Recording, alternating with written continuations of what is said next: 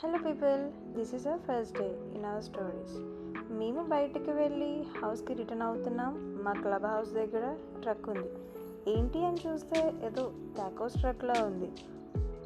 వెళ్ళి చూస్తే side and drink order చేస్తే ఫ్రీ ఎంట్రీ అంట. అదిగో ఆ కూపన్ కూడా ఇచ్చారు. ఆ కూపన్ తీసుకెళ్ళి వాళ్ళకి ఇస్తే మనం ఒక సైడ్ అండ్ డ్రింక్ ఆర్డర్ చేస్తే మనకి ఎంట్రీ ఫ్రీ ఇస్తారంట. ఎంట్రీ వచ్చేసరికి $13 ఎంతో ఉంది, అది ఫ్రీగా ఇస్తున్నారంట. నేనైతే షాక్ అయ్యా.